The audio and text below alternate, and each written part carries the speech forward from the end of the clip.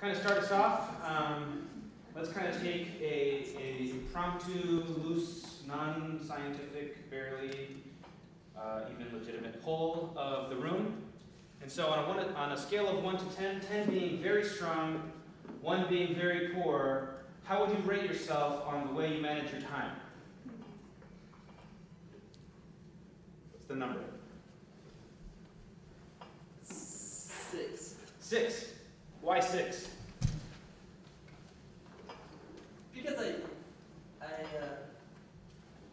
do a decent number of things, but I think I could do them a lot better. Okay, all right. So you have some sort of relative level of production with the time that you have, but you leave 4, 10 minutes, say 4, kind of as a room cushion for improvement. Okay? Who else? I would give myself a 5. 5. Like, Steve. Steve. Sorry, brothers. I can make some improvements, Okay. and I also find myself scrambling at the last minute, which adds to my stress. Okay. Anyone else? Someone over there. From 1 to 10. Guy in the flag. A 5. A 5? I sleep a lot. What's that? I sleep a lot and I lose time. Okay, so you have an intimate relationship with sleep. Okay, very good. I wish I had a stronger relationship with sleep too. How about you? An 8. Okay, all right. Why an 8? I think I do pretty well. I like to work off a schedule on my day, but I can always improve. Okay, all right, very good. Someone that works with a schedule, with plans their day. Very good. I would probably describe my time management prowess when I was an undergrad student as a very, very solid, strong whole, maybe like 2, 3, and this is actually now before Netflix existed and Hulu, and so the delivery system for television back then was a little bit more archaic. It came through a black cable in the wall. I don't know if you guys have seen those things, and they connect to these televisions that don't rest flat on your wall. They have like width and depth. And so, but I did waste a lot of time. Oh my goodness. Compared to, or relative to, the amount of stuff that I need to get done and the time that I had to do it, I wasted a ton of time between playing NBA Live 2004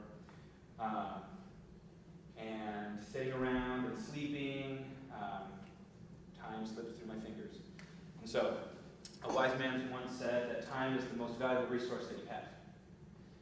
And I think he's right. I think time is more valuable than money. Someone even said time is money. I would nuance that, but there's probably some truth to it. And so, the way we manage our time is a huge, huge deal. And so for some of us, it's a bigger problem than others. Does anyone here know someone who you would regard as a 10 in time management? Who would that be? Your pastor? Yeah. Wow, it's impressive. Oh, does it? Yeah. Okay. So no one else knows a 10? Your aunt?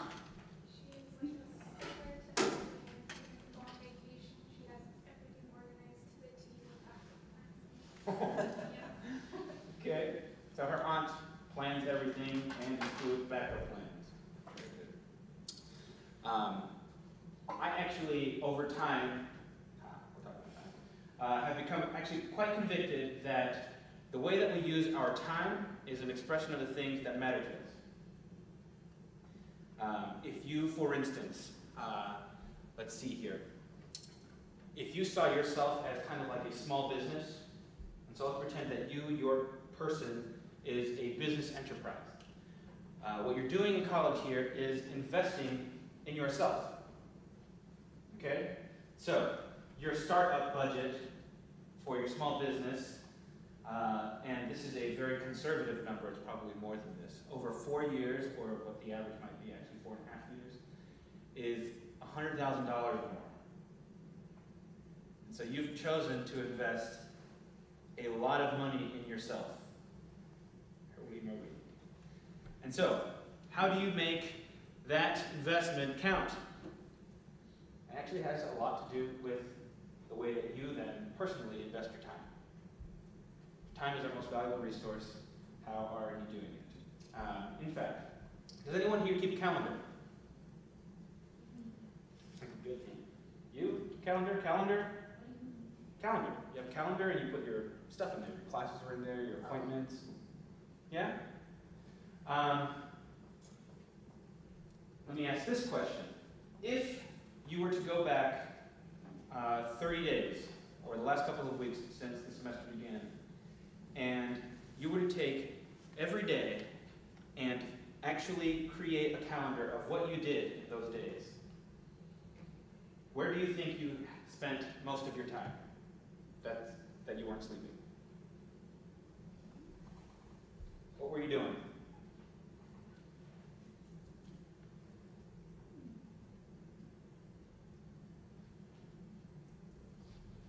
Anyone? Anyone think they would even know? Just gonna check. Well, let me ask you this question. If you, off the top of your head, does anyone know where they spent most of their money in the last 30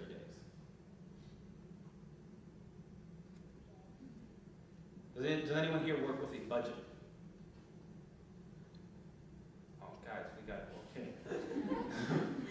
we need to have a talk about finances, apparently. Okay. Hopefully you, or someday you, and hopefully your parents, have a budget.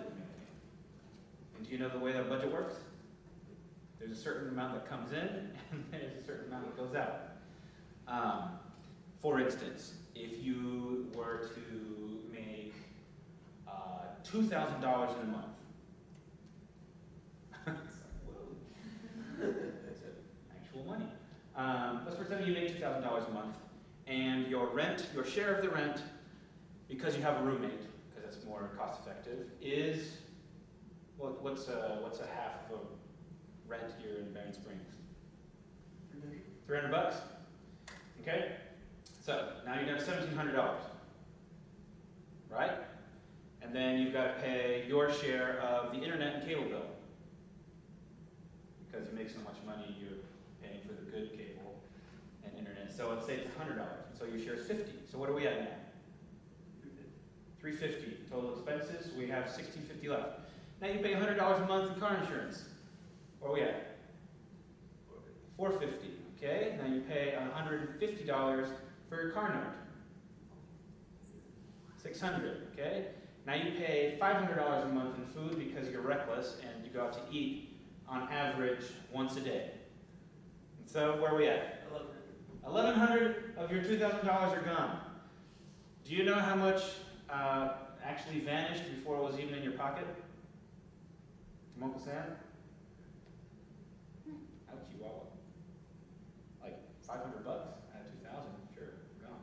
So you are actually have about $300 left of discretionary income.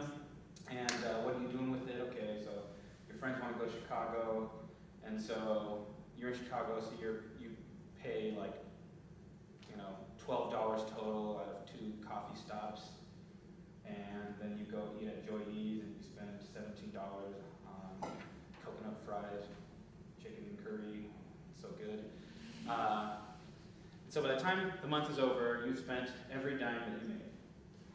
Or some of you save, and so you put $200 in savings, and every month you have that building up. It's the same exact way with time. Every month, every year, you're given a certain amount of time. And if you treat it like a budget, you can see where your time is going. And so, this is the way I plan. And this is a system that works for me. It may not work for you, but I am happy to share it with you today. And so, this is the way I approach managing my time.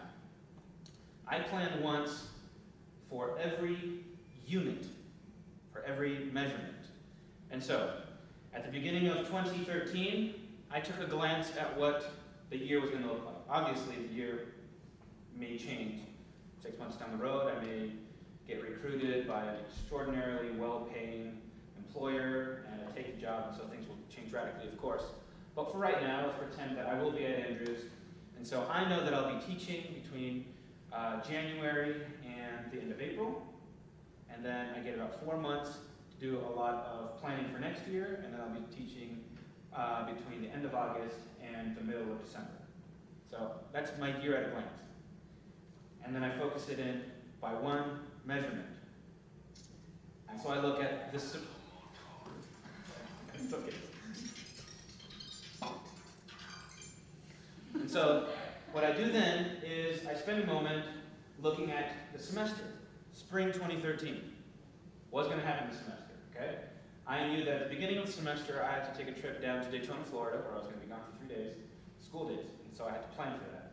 I also know that for spring break I'm likely going to go to Pennsylvania.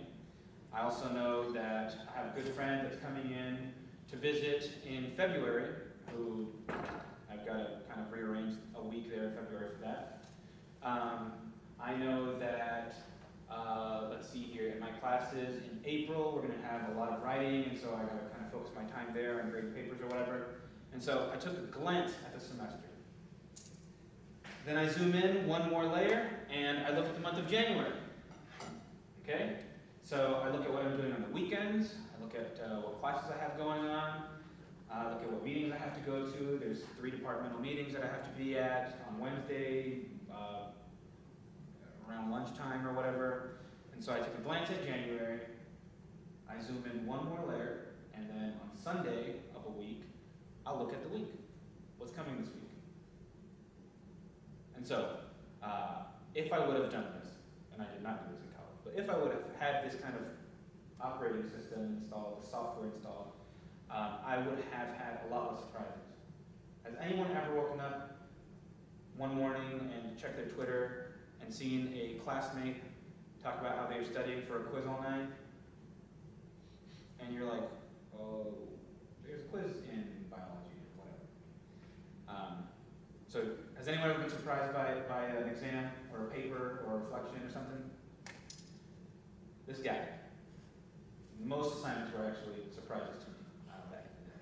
Things are different today because I manage my time. I plan. And so I'm looking ahead. And so on Sunday I look at the week, and if there's a test on Wednesday, I won't be shocked by it. I know it's coming, and I can plan accordingly. So we're at the week right now. Zoom in one more time, and basically, almost religiously, every night I look at my calendar for the next day, and I look at what I'm going to be doing basically hour by hour the next day. And so today I know that I had to come in at 9 to make sure I made all my copies for class at 10:30, and then I knew I had to finish class 5 minutes early so that I could race over here and be here on time. That didn't go perfectly. I got here at 11:29. And then I know that right after this, I have to run to South Bend and pick up my college roommate, who is a surgeon at Harvard, lucky guy. And I have to get to South Bend. He's coming in on a train. And then he's going to spend the next 2 days kind of hanging out here. And then this afternoon at 2 o'clock, I have a meeting. And then I plan on being home around 4 and going out to dinner or something, hanging out with my buddy. And that's my day. No surprises. I'm going to show up to everything. I'm even going to be on time. I don't know. This is going to be a stereotype, so maybe we can edit this out in the final cut. But maybe you know or come from a culture where people are kind of chronically late to things. I, for one, belong to a culture in which people are late to things. And that gene actually skipped me. I don't have it. I am punctuality McGee. And so it's really important to me to be on time to stuff and to honor people. And so my heart rate was higher because I knew I was going to be like cutting it close to being on time to this today. But that's just me. And so that's how I do it. I plan once, I look at what is going to happen in time once for every kind of unit of time. Now, I don't plan like every 60 seconds a bell doesn't go off and I look at what's going to happen in the next minute. All I have to do is make sure I've seen zoomed in to what's going to happen tomorrow. So tonight, I'll take out my phone, probably when I'm getting ready to go to sleep, and make sure I know what's going to happen tomorrow. And that's how I avoid surprises, and that's how I manage my time. Now, I couple that with one more strategy, which I'm going to share with you. This is the product of many, many years of research, millions of dollars of work. Just kidding. It's a product of me failing a lot and learning from my mistakes. And that is this. As a student, you have a lot of things that you're juggling. Right now, I'm going to guess that you know of a paper that you have to do that's due at some point this semester. It exists to you already, right? You know of a paper you have to write. So whether it's for Jesus and his time and ours, or you're in economics class, or you are taking English comp, you know of a project that you have to work on. And so what I do is this. I look at my course outlines, and I look at the kind of major projects that I have to do, and I create a master list. And so I take my stack of course outlines, and I take all the papers and the exams and projects and group things that I have to do, and I create a master list at the beginning of the semester. That actually helps you not be surprised. If you have a list of 10 major things you have to do and when they're due, it's kind of like creating an itemized budget for your finances. Here are the things that you know you're going to pay every month. So your rent is on there, your insurance, your cell phone bill, whatever. You do the same thing with your assignments. And what I do is I take a paper. And so, for instance, in a class that I took called Theories of Communication, you take a paper that I know is due, a research paper, and I take a guess at the amount of time I have to invest in it. And so what I do is this. This paper is going to be worth about 12 hours of my time. Okay, that might be a conservative guess. But let's say it's 12 hours. And I look at when it's due, and I start kind of planning backwards. And so I break it up into like 1 or 2 hour like segments of time, and I put them in my calendar like I would put an appointment in my calendar. And so I actually have meetings with my homework. And so I set aside an hour, maybe with a week and a half before the paper's due. I set aside an hour and I meet with the paper, and maybe what I do is go through the stuff I want to make sure I read, or create an outline, or whatever it is, preliminary stuff. I spend 1 hour on it and I stop. I walk away. Because I've already made an appointment for another 2 hour block of time the next day, or the next day. And if you do it right, you can actually finish a major assignment 3 days before it's due, and have extra time. And so now it's kind of like finding out finding 20 bucks in a pair of jeans. So you have extra time. What are you going to do with it? Now you have time where you can go and watch 17 continuous episodes of Scrubs on Netflix or whatever it is you do. But that's how I manage my time. And so those are the tools I use. I don't know what you use, but those are some ideas. I invite you to steal them and maybe create some sort of instrument that you can make money off of my ideas from. I don't care. But that's how I manage my time. And so you're welcome to use it and abuse it. Make it work for you, okay? Any questions? All right. I promised you that if you sat in the first 4 rows, we'd go early. But you sat in the first 6 rows. So now we're going to sit here. I'm kidding. You guys ready to go? You have extra time. Do with it what you will. It's like finding half an hour in your pocket.